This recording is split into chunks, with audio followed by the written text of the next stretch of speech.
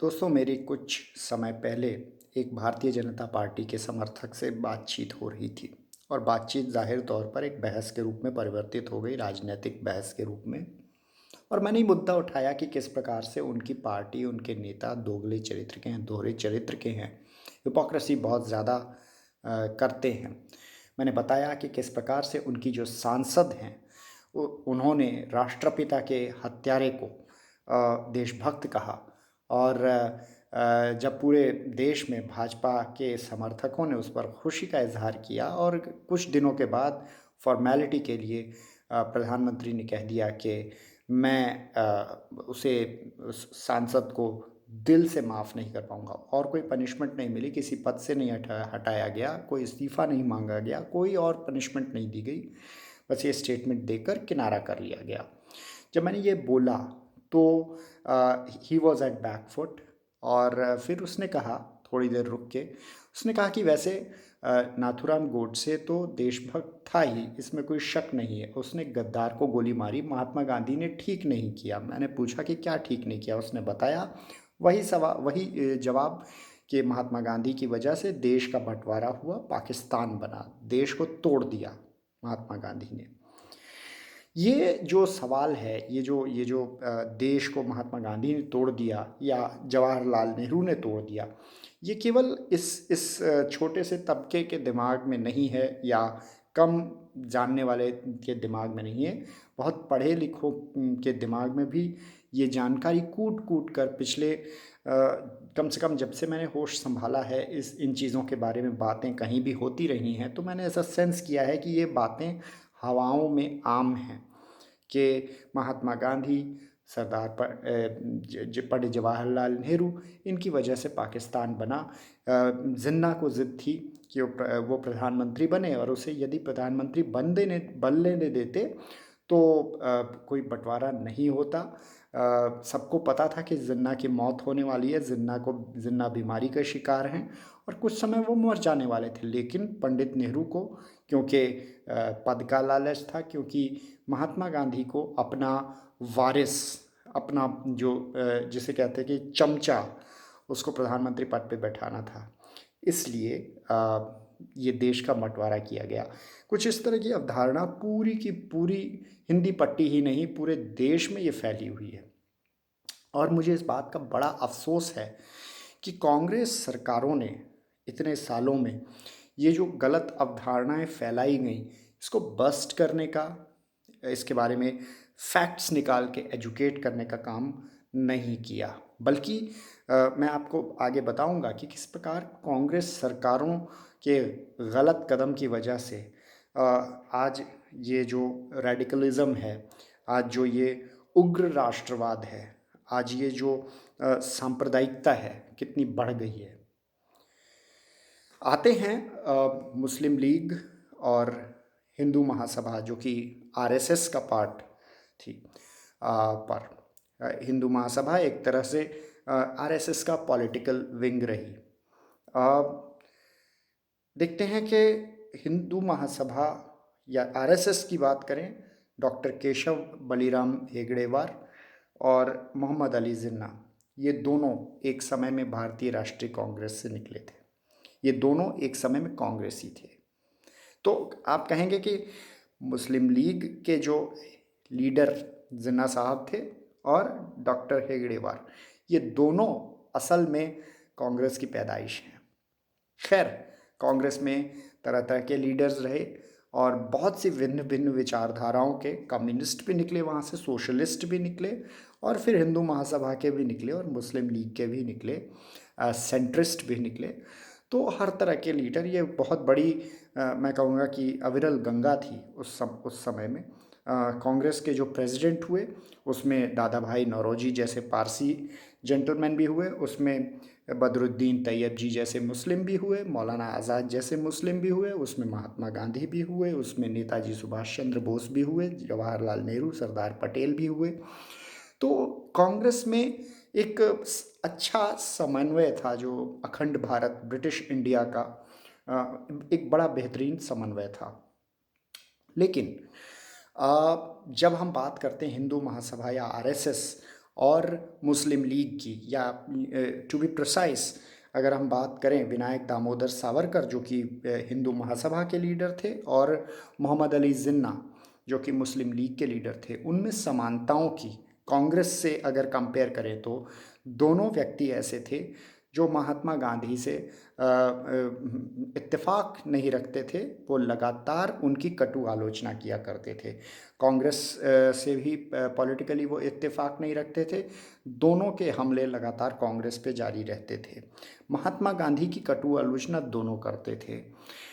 और सबसे interesting point, ये जो द्विराष्ट्र का सिद्धांत है, टू नेशन थ्योरी, ये थ्योरी मुस्लिम लीग और उससे पहले हिंदू महासभा ये दोनों एंडोर्स करते थे। वैसे तो इसका जो उदय है ये कई जगह दिखता है। भाई परमानंद है और उससे पहले भी कुछ जगह उल्लेख हुआ है, लेकिन क्लियर कट में जो हिस्टोरिकल फैक्ट्स हैं उसके हिसाब से अगर बात करें तो मोहम्मद अली जिन्ना ने से पहले विनायक दामोदर सावरकर ने द्विराष्ट्र टू नेशन थ्योरी को एंडोर्स किया था। उन्होंने कहा था कि मुस्लिम और हिंदू ये दोनों अलग अलग राष्ट्र हैं, ये एक साथ नहीं रह सकते, ये राष्ट्र दोनों अलग हैं, इनको अलग अलग राष्ट्र चाहिए इन दोनों समुदायों को। ये वी.डी. सावरकर ने कहा था। तकरीबन 1937 के आसपास कहा गया था। और उसी थ्योरी को उसी थ्योरी को बहुत अग्रेसिवली परस्यू किया जिन्ना की मुस्लिम लीग ने। जब यूनाइटेड प्रोविंस जो कि आज का उत्तर प्रदेश है उसमें जब 1937 के असेंबली इलेक्शंस के बाद जब सरकार बनी कांग्रेस की, तो उसने 2 सीट भी देने से अपनी कैबिनेट में मुस्लिम लीग को इनकार कर दिया। जाहिर तौर पर जब सरकार बनती है तो उसमें सीटों का बंटवारा, कौन सी पार्टी कितनी सीटें जीती हैं उस हिसाब से मिनिस्टर्स की सीट का बंटवारा होता है। और शायद उसमें कांग्रेस बहुत मजबूत स्थिति में थी। और ऐसी बात नहीं है कि कांग्रेस में मुस्लिम नेता नहीं थे। उसने मुस्लिम लीग पार्टी को सीटें देने से, 2 सीट देने से भी मना कर दिया। तो बतौर प्रतिशोध 1940 जहाँ तक मुझे याद आता है मुस्लिम लीग का अधिवेशन हुआ, और उस अधिवेशन में पाकिस्तान का रेजोल्यूशन पास किया गया। टू नेशन, एक मुस्लिम, पाकिस्तान का नाम लिए बगैर एक्चुअली मुस्लिम नेशन का रेजोल्यूशन पास किया गया। और ये रेजोल्यूशन पेश करने वाले थे फजलुल हक। बाद में बंगाल के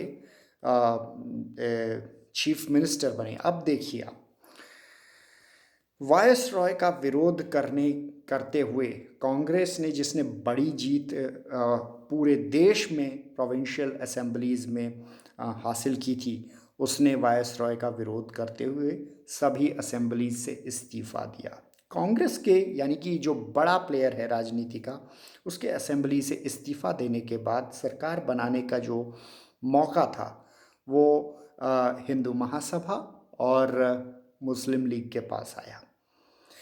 नंबर्स पूरे करने के लिए इन दोनों को साथ आना पड़ा। इन्हें सत्ता बनानी थी। इन लोगों ने कम से कम 3 राज्यों में, जी हाँ 1 2 नहीं 3 राज्यों में अपनी सत्ता गठबंधन में बनाई। अब आप सोचिए कि एक उत्तरी ध्रुव नॉर्थ पोल और एक साउथ पोल दक्षिणी ध्रुव, दोनों पोल साथ में आ गए सत्ता बनाने के लिए, सरकार बनाने के लिए, मंत्री बनाने के लिए, मुख्यमंत्री बनाने के लिए। किसके विरुद्ध? कांग्रेस के विरुद्ध, जिसने सत्ता अपने हाथ में होते हुए भी असेंबलीज से ब्रिटिश वायसरॉय का विरोध करते हुए इस्तीफा दे दिया। ये लोग साथ में आते हैं। और एक चौथा राज्य भी था।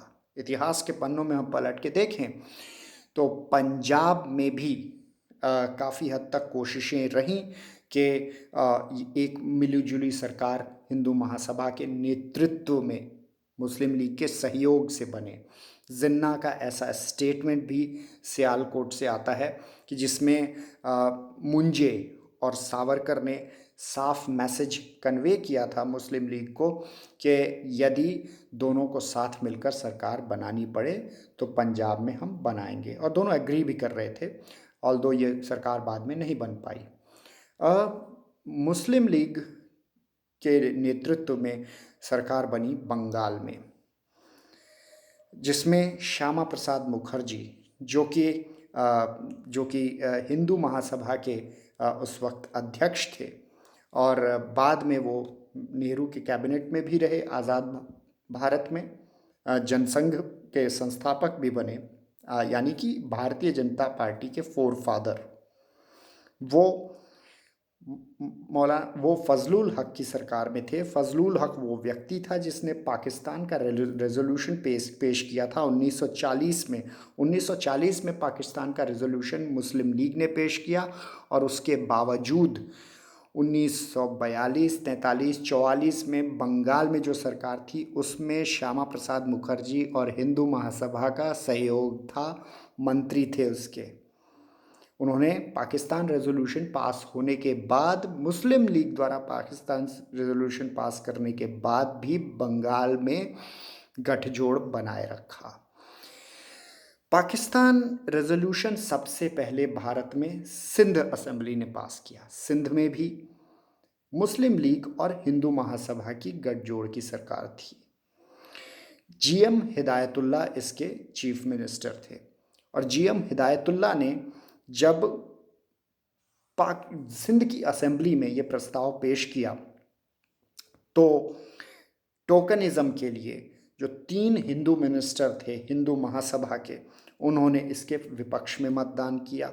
अंततोगत्वा क्योंकि भारी मत मुस्लिम लीग और मुस्लिम असेंबली में जो मेंबर्स थे उनका था, उन्होंने पाकिस्तान के समर्थन में 24-3 की वोटिंग हुई थी, जहाँ तक मुझे याद है।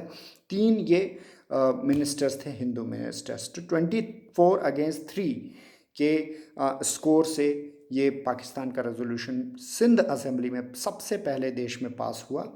और मज़े की बात देखिए कि उन्हीं की सरकार ने ये पास किया, और उसके बावजूद ये जो हिंदू महासभा के लोग थे, विनायक दामोदर सावरकर के चेले थे, श्यामा प्रसाद मुखर्जी के चेले थे, ये लोग उसमें मिनिस्टर बने रहे मुस्लिम लीग की सरकार में। जो नॉर्थ फ्रंटियर वेस्टर्न प्रोविंस थी, जो कि आज खैबर पख्तूनख्वा और NFWP का प्रोविंस है पाकिस्तान में, यहाँ पर खान अब्दुल गफ्फार खान की कांग्रेस की बड़ी जीत हुई थी जब चुनाव हुआ था। तो इस चुनाव में कांग्रेस को भारी जीत मिली थी, लेकिन क्योंकि वायसरॉय का विरोध कर रही थी कांग्रेस, इसलिए उसने सारे देश में इस्तीफ़ा दिया, इस प्रोविंस में भी इस्तीफ़ा दिया। जब इस्तीफ़ा देने के बाद सीटों के जुगाड़ की बारी आई तो सुनिए ध्यान से, मुस्लिम लीग, हिंदू महासभा और अकाली, ये तीनों दल मिलकर वहाँ पर सरकार बनाए। तीनों के तीनों धर्म पर आधारित दलों ने, तीनों के तीनों डिफरेंट धर्मों के दलों ने कांग्रेस की अनुपस्थिति में मौका परस्ती से अंग्रेज़ों की चापलूसी करते हुए सरकार बनाई। तो आप देखते हैं कि पाकिस्तान, ये सब कुछ जो हो रहा है, ये पाकिस्तान रेजोल्यूशन मुस्लिम लीग द्वारा, जिन्ना द्वारा पास करने के बाद हो रहा है। और जैसा मैंने आपको बताया कि हिंदू महासभा भी द्विराष्ट्र के सिद्धांत में यकीन रखती थी, दोनों को अलग अलग राष्ट्र चाहिए, लेकिन गालियाँ किसे पड़ती हैं? गालियाँ पड़ती हैं मोहनदास करमचंद गांधी को, जवाहरलाल नेहरू को। ये कहाँ का न्याय है? कांग्रेस की सरकारें पिछले 50-60 सालों में तो कम से कम देश के चप्पे चप्पे में राज कर चुकी हैं। शिक्षा व्यवस्था उनके हाथों में रही है, सारा प्रोपेगेंडा उनके हाथ में रहा है, एडवर्टीजमेंट, टीवी, क्या नहीं रहा उनके हाथ में। उन्होंने क्यों नहीं एजुकेट किया? साल दर साल ये मुहावरा चलता रहा, मजबूरी का नाम महात्मा गांधी। महात्मा गांधी को धीरे धीरे धीरे उनकी इमेज को इरोड किया गया, उसको बर्बाद किया गया। सरकारों ने क्यों नहीं मुंह खोला? 1969 में या 70 में शायद विनायक दामोदर सावरकर पर भारत के प्रधानमंत्री ने डाक टिकट रिलीज कर दिया। ऐसा क्यों किया? ऐसा क्यों किया उन्होंने? क्या हम नहीं जानते कि अल्लामा इकबाल, शायर अल्लामा इकबाल मुस्लिम लीग के सदस्य थे, बहुत बड़े आइडियोलॉग थे वो पाकिस्तान स्टेट के, मुस्लिम थियोक्रेटिक स्टेट के। आप कितना भी उन्हें बताएं कि उन्होंने भगवान राम को इमाम हिंद की संज्ञा दी थी, लेकिन अगर आप अल्लामा इकबाल की हिस्ट्री पढ़ें तो जब वो एक बार विलायत गए और वहाँ से 5-6 बरस के बाद वापस लौटे तो वो सेक्युलर नहीं थे। वो सभी को साथ लेकर चलने वाले इंसान नहीं रह चुके थे, वो बिल्कुल बदल गए थे, वो रेडिकल बन चुके थे। तो जो व्यक्ति इतना रेडिकल हो चुका है, हम उसको इतना महिमा मंडित क्यों करते हैं? ठीक है, बतौर शायर मैं मान लेता हूँ कि सारे जहाँ से अच्छा वो गीत मुझे भी बहुत पसंद है, लेकिन जो व्यक्ति धर्म के आधार पर बंटवारे को जिसने इंडोर्स किया, जिसने डायरेक्ट एक्शन डे जो जिन्ना ने कॉल दी थी, उन लोगों के साथ मिलकर खून खराबे में, एक मैं कहूँगा कि इनके सभी के हाथ खून में रंगे हुए हैं, हम उन्हें क्यों इतनी इज्जत देते हैं? उनका इतना क्यों महिमा मंडन करते हैं? हम सावरकर पर टिकट जारी करते हैं, हम अल्लामा इकबाल पर टिकट जारी करते हैं। हमारे पास एक से एक हीरे थे। मौलाना हसरत मोहानी थे, काजी नजरुल इस्लाम थे। क्या उन्हें वो दर्जा मिला इन आज़ाद हिंदुस्तान में जो जो अल्लामा इकबाल को मिल गया? अल्लामा इकबाल जिसने देश को काटने और खून बहाने की एक तरह से एंडोर्समेंट की। तो ये कांग्रेस की सरकारों का डेफिनेटली इसमें फॉल्ट रहा कि वो जो सत्य है उसको बचा नहीं पाए। उस पर इतने कुठाराघात किए संघ के मैकेनिज़्म ने और शायद कांग्रेस के भी मैकेनिज़्म ने, कि जो ईमानदारी से जो महात्मा गांधी, जब देश आज़ाद हुआ था, देश में मारकाट मची हुई थी विभाजन के वक्त, वो बूढ़ा आदमी जब फ्रीडम एट मिडनाइट स्पीच चल रही थी नेशनल पार्लियामेंट में 15 अगस्त की अर्ली मॉर्निंग 1947 में, उस वक्त महात्मा गांधी बंगाल में जाके कलकत्ते में आमरण अनशन पे बैठे हुए थे दंगों को रोकने के लिए, दूर कहीं बस्तियों में अंधेरों में, जब देश जश्न मना रहा था। और लोग आज भी कहते हैं, उन्हें शर्म नहीं आती, आज भी कहते हैं कि महात्मा गांधी ने पार्टीशन कराया, महात्मा गांधी ने पाकिस्तान बनने दिया, इसलिए देशभक्त है गोडसे। हम कब एजुकेट करेंगे इन लोगों को? हम कब ये जो गंदे दाग हैं महात्मा गांधी जैसे उजले चरित्र वाले व्यक्ति के, हम कब उसको मिटाएंगे? हम कब तथ्य पेश करेंगे जनता के सामने? कांग्रेस तो अपना बचाव क्या करेगी? उसने अपने महापुरुषों को बेच दिया। वो आज कुछ दिनों पहले की बात है, अभी तमिलनाडु चुनाव हो रहे हैं, कामराज तक को वो नहीं बजा पाए। कामराज नाडार को, जो कि एक बहुत ही मैं कहूँगा कि डेवलपमेंट मैन ऑफ तमिलनाडु रहे, उनके जो पीडीएस सिस्टम है या उनका जो मिड डे मील स्कीम है, जो मॉडर्न तमिलनाडु है, वो के कामराज की देन है, बिल्कुल है। लेकिन उसको अप्रोप्रिएट कर चुकी है भारतीय जनता पार्टी, सरदार वल्लभ भाई पटेल को कर चुकी है। और वो व्यक्ति जो विनायक दामोदर सावरकर, जो कभी कानपुर में कभी भागलपुर में बोल रहा है कि जब जब ब्रिटिश वॉर पर जा रहे हैं वर्ल्ड वॉर 2 में, तो वो कह रहा है कि ब्रिटिश फ़ौजों के लिए हिंदू लड़कों की भर्ती हो। वो मुस्लिम लीग और विनायक दामोदर सावरकर की हिंदू महासभा दोनों मिलके क्विट इंडिया मूवमेंट का, भारत छोड़ो आंदोलन का विरोध कर रहे हैं, महात्मा गांधी के आंदोलन का। दोनों मिलकर नेताजी सुभाष चंद्र बोस का भी विरोध कर रहे हैं, जो कि जापान का सहयोग कर रहे हैं अंग्रेज़ों से लड़ने में, क्योंकि ये लोग ब्रिटिश के पीछे लगे हुए हैं। और उसके बाद हम बताते हैं कि ये लोग देशभक्त लोग हैं। आज हम अकालियों की बात करते हैं, अकाली भी उसमें मिले हुए थे। यदि आप इतिहास को खोदेंगे तो आपको ये बहुत सारी ऐसी चीज़ें मिलेंगी। पाकिस्तान रेजोल्यूशन पास करने के बावजूद, मुस्लिम लीग द्वारा पास करने के बावजूद, सिंध असेंबली से पास करने के बावजूद, फजलुल हक द्वारा प्रेजेंट करने के बावजूद, न बंगाल में, न सिंध में, न NFWP में इस्तीफ़ा नहीं दिया, गठबंधन नहीं तोड़ा। पता था ये पाकिस्तान बनाने जा रहे हैं और उसके बावजूद विनायक दामोदर सावरकर, श्यामा प्रसाद मुखर्जी, हमारे ये भाजपा के पूर्वज, ये लोग मुस्लिम लीग के साथ थे। तो आप कैसे कह सकते हैं कि ये लोग देश की एकता और अखंडता में विश्वास रखते हैं?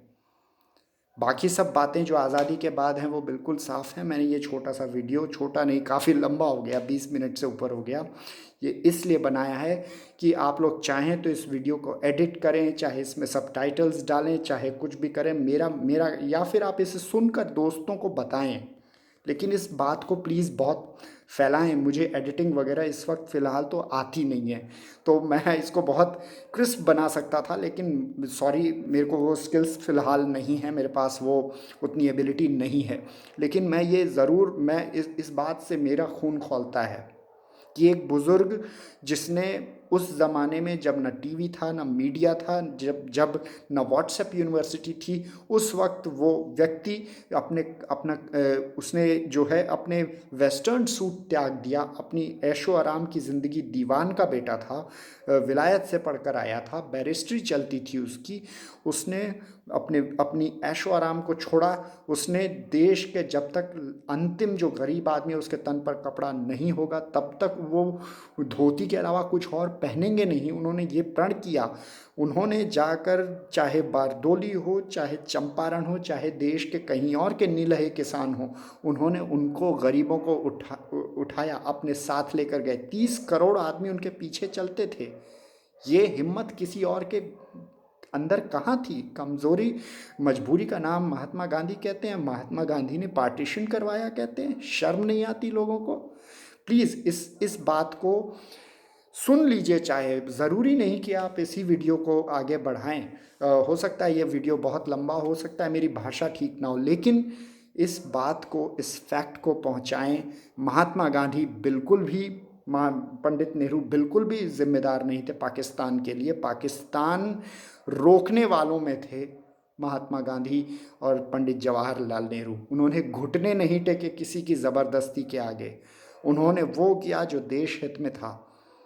लेकिन ये द्विराष्ट्र का सिद्धांत देने वाले और हमेशा महात्मा गांधी का विरोध करने वाले, हमेशा जायज़ बात का विरोध करने वाले, हमेशा सेपरेटिज्म की बात करने वाले, कम्युनलिज्म की बात करने वाले, ब्रिटिश के तलवे चाटने वाले, ये लोग, इन लोगों ने देश का बंटवारा किया है।